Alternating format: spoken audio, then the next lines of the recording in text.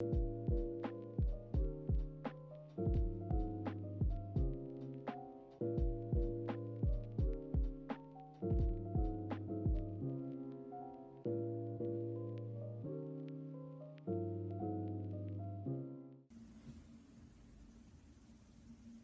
back to Zoe's Tropes. This is my autumn wrap-up. Overall, I read 10 books. 4 I read the hard copies of, 2 I read the ebook version, and then 4 I read the audiobook. So the first book I read in September. I couldn't figure out which way to turn it at first. Trick Mirror by Gio Tolentino. So it's a collection of essays, reflections on self-delusion. They are really sharp, really funny, and really moving essays, ranging from social media to millennial culture and scams and femininity and literature. I won't list my ratings here, but you can go and see them, I guess, on storygraph, which is what I use to track what I read. It's a really good Goodreads alternative. I'm really happy to be supporting it. They're always aiming to improve and grow and adapt to their users' needs and wants, which is always a refreshing thing to see. The next book I read was The Lady's Guide to Celestial Mechanics by Olivia Waite. It's a period romance, a period lesbian romance. I read this as part of a book club that a friend of mine from grad school was doing over the summer. We read period romances. So The Lady's Guide to Celestial Mechanics is about our narrator Lucy, who meets the Countess of Moth, which is just a S-tier name. I just really want to be called the Countess of Moth. And the Countess of Moth is looking for someone to translate this major astronomy text, and she goes to Lucy. The Society of Astronomy doesn't want a woman translating this major piece, even though she can do it better than their translator on call. And then they form a romance, and it's very sweet and sexy. After that, I read The Gentleman's Guide to Vice and Virtue by Mackenzie Lee. I read the audiobook version of that, and again, it was a really fun romp. It's a young adult period romance / adventure. This young man who's resisting his, destiny to be, take over his father's earlship or what have you. And he goes on a grand tour with his best friend / crush. And they get into shenanigans and discover this supernatural mystery. I don't read a lot of young adults, but this one was an exception that I really enjoyed. So if you have any recommendations that are similar to that, send them my way.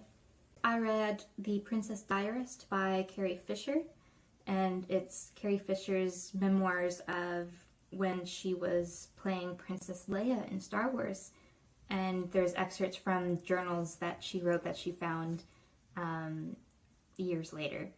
And I'm really glad that I had the audiobook version of this, because the memoir part is read out by Carrie Fisher, and the journals are read out by her daughter, Billie Lourd. It was really insightful, and I really enjoyed it. I Am the Big Heart by Sarah Bernard, a book of poetry published by Brick Books. I just talked about this in a previous video. I wrote a review about it and then did a video review about it, and so I won't touch on it too much more, but I obviously very strongly recommend it. And the prize judges of the A.M. Klein Prize for Poetry chose it as the winner at the Quebec Writers Federation Awards this year, so comes with more recommendations than just mine. After that, well, I guess continuous, I was rereading Virgil's The Aeneid. This is why this is the only classic on my reading list from the autumn, because I was just reading this the whole time for a class. It's my second time reading it. It was solid. I really like I really like this translation. This isn't the same translation that I read the first time that I read it.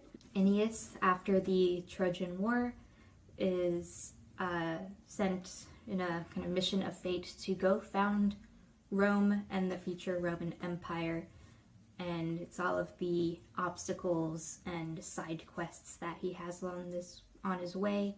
I guess in tandem to reading that, I was listening to the audiobook for Midnight Sun by Stephanie Meyer. It's exactly the same plot from the first Twilight book, but told from Edward's point of view. It's like 800 pages long, because most of it is just him thinking to himself about how much he wants to, like, kill everybody and how much he hates everything, but how much he wants to protect Bella. I can't say I enjoyed being in Edward's head, is my conclusion. But I did listen to all of it and had a blast, so. And then I followed that up with the audiobook of Weather by Jenny Offel. It's really short. It only took a few hours to listen to.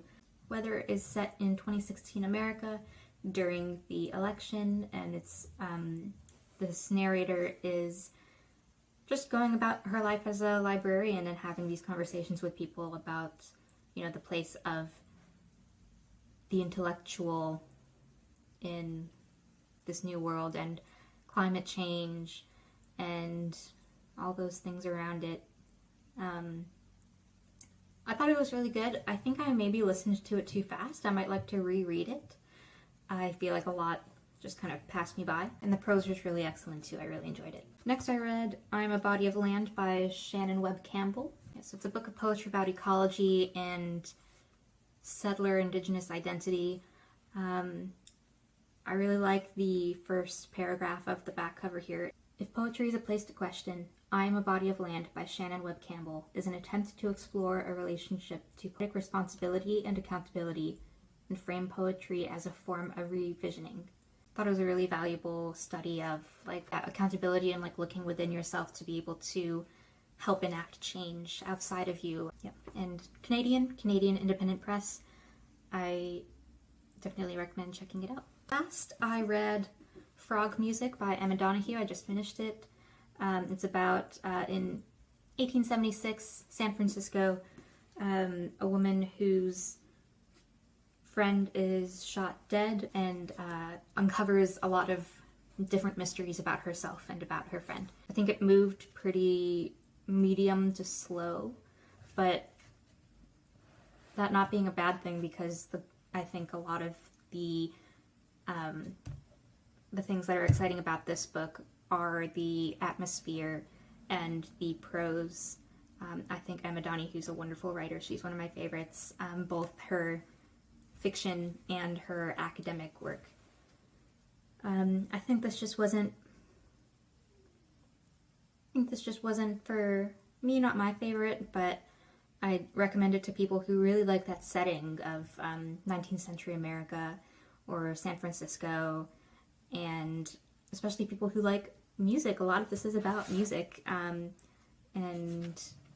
dance and like the underworld. Anyway, yeah, those were the 10 books that I read from like mid-September to mid-December, and yeah, I think it was a solid season for reading, even though I didn't read as much as I normally would in autumn. I didn't read as many classics as I would have liked, but I read a lot of really cool books set in different times and places, different genres, some that I don't read very much of also. So a fulfilling time, I think. In the meantime, next week I'll have a new video, and next week it will also be 2022.